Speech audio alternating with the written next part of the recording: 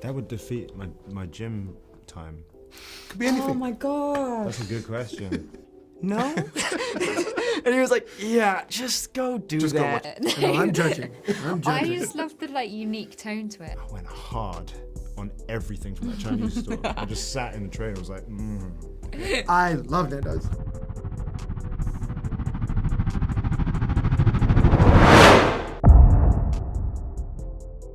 Hey guys, Steven here, Geekface here, locked in live here at NNESAGA, and we got a special one here for you today. I'm with the cast for the brand new show that's coming on to Disney Plus, Willow, where we get to ask them about their sword fighting and if they know any magic tricks up their sleeves. Keep it locked, stay tuned. Watch the show, absolutely love it. I'm a hardcore fan of the original, watched it when I was 5, so it was great to see the show back. Yes, so scary. this is so good, man. So no pressure from you guys, but you guys did great. So many fans are coming in and saying stuff, and we're like, they liked it. Oh god. But I have to ask, were you guys familiar with the film previously? Did you watch it? Were you a hardcore fan like I am, or? No, I hate it. I hated it. No, I'm kidding. I hadn't seen it before this, and then we got the opportunity to watch it all together, which was really nice. Yeah, I had seen it. I was alive. I'm not old. You're old. I'm mature. No, I was alive when it was released, but I wasn't old enough. But when I was about 7, I think I watched it for the first time. Kindle Spirits. It fits into that whole escapism fantasy as like my childhood. Yeah, I watched it with my parents when I was a kid, so I was a big fan, and when the opportunity came around, I was ecstatic. And then you? I hadn't seen it, but I watched it when I heard about the series, and I loved it. No, I'm judging. I just loved the like unique tone to it, and like how like fun it was, and how different it was to other fantasy that I'd seen. I wish I could say we were, but we were not. I didn't know about it. I'm a huge Lucasfilm fan. He grew up with Star Wars, but hadn't seen Willow until getting attached to the project, and it's a very special movie, I'd say. Yeah, it was definitely very exciting to see it for the first time. I also hadn't seen it until auditioning. In fact, I talked to John Kasdan, who's the showrunner, and I did one audition, and I got on the call with him, and he's like, so, have you seen Willow? And I was like, oh, no? And he was like, yeah, just go do that, and audition again. And I was like, I messed it up. But I grew up with fantasy. My mom would read us Harry Potter and Roald Dahl, and so I think that, everyone in the cast in their own way really, I think, has an appreciation of, like, why magic is important. And I think, like you said, you saw the original film, and maybe it had a similar effect on you where it's like, oh, that's something like whimsical, and I hope that the show will be able to do that for a new generation as well as people who've seen the movie. I think it will. Oh, good. Now there's a lot of horse riding, there's a lot of swords fighting. How was the training for you guys? How intense was it for you? It's probably the most intense it could have been. Yeah. To be honest. It maxed out. We had a month-long boot camp before we started filming anything, and we were horseback riding, sword fighting, personal training every single day, which was probably the most physical activity I've ever done throughout my entire life. So that was very new, but it was also super rewarding to be able to like actually learn new skills and use them. Oh, I actually kept my stunt sword. Okay. Because I broke it in half and no one could use it after that. I have a lot of bamboo sticks that we trained with in the beginning. I don't know why. I've got like 6 of them, and I don't know. Sorry, CC. I don't know why. I could give them back to you if you would like. I don't know. I don't know why I have all of them. Leave them at this location. We did this month-long boot camp before we started shooting. So the 6 of us just spent a month together in this warehouse doing like personal like PT training and push-ups and lots of weightlifting, and then fighting, and then horse riding and rehearsals. It was like this immersive experience. And it was called boot camp, and they were like, it's going to be hard. And we're like, oh, okay then. And at the beginning, we were like, no, how are we going to get through this? But by the end, we just felt like this adrenaline pump of like, we are so prepared and ready to go. And then we started shooting, and immediately we were like, take us back to boot camp. This is so hard. We thought boot camp was going to be as hard as it got, and then we started filming, and we were like, oh, okay, this is what it's like, yeah.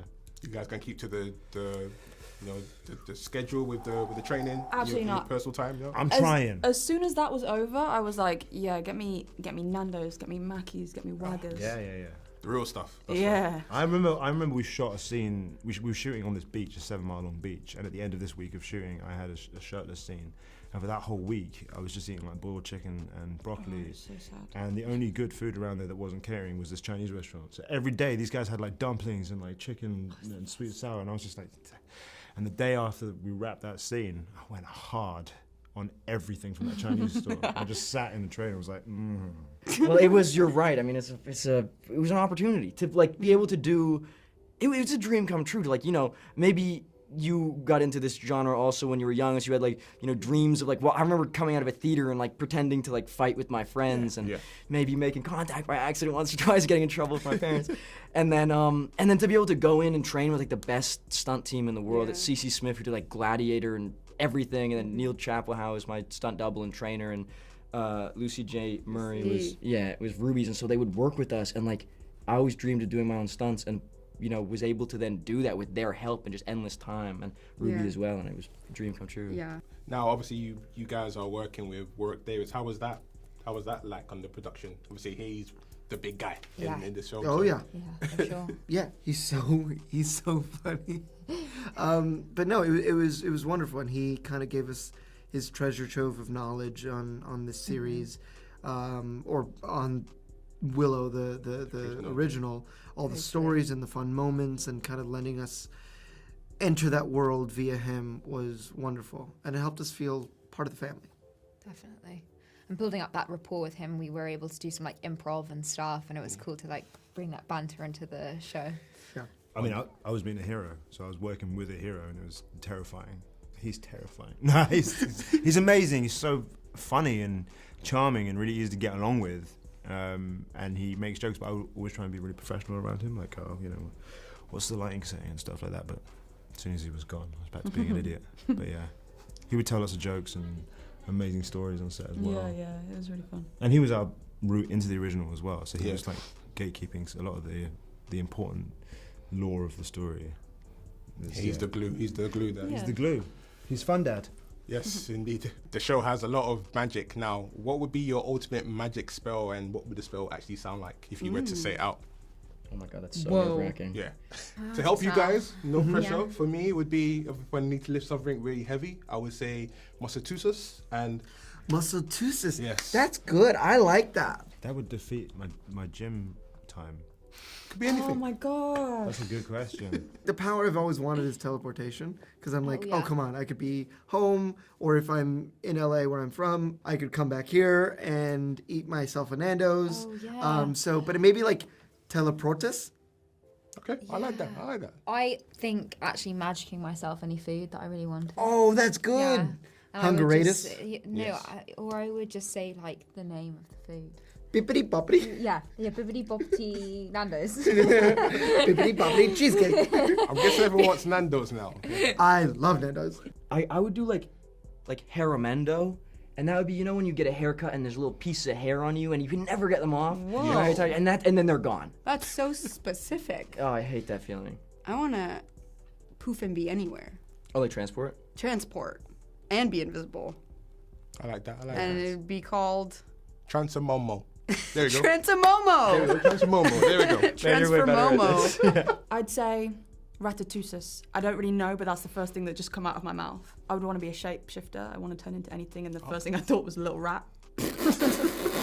I hate rats. I don't know why.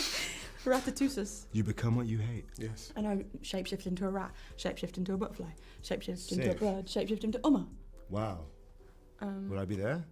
Yeah, weird. But it's matching. That would be weird. I don't know what. Mine's so less cool than that. Go on. It's really based on what's happening right now. If I could just be like, if I could instantly get cool, Cooliosium. Yeah. Oh, to like literally call yourself. Yeah, out? man, it's warm in Yeah, here. If I could just Cooliosium, and then suddenly I'm like, oh, it's chill. Now, the hardcore fans are going to be excited for this. From you guys' experience working this film, what should they expect? Just an expansion of the universe.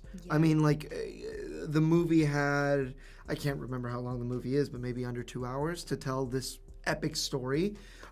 We have way more time and way more episodes to do that, to flesh out not only new characters, but the kingdoms, the places they visit, places only mentioned in the original film will now be seen in this one, which will be really, really fun. And I think that's what they should be most excited about, just the expansion of knowledge that they'll be able to delve from this story. Yeah, and the themes of like unlikely heroes and like how that's so important, and how, you know, the original film did this as well, but how we kind of like turn the fantasy genre on the traditional tropes on their head, and we get to play with them and like, you know, be a bit cheeky with them. Guys, it's been a pleasure. Good luck with everything, and I can't wait Thank to you. see the show. Thank you so Oh, much. thank you. Thank you. Appreciate it, man.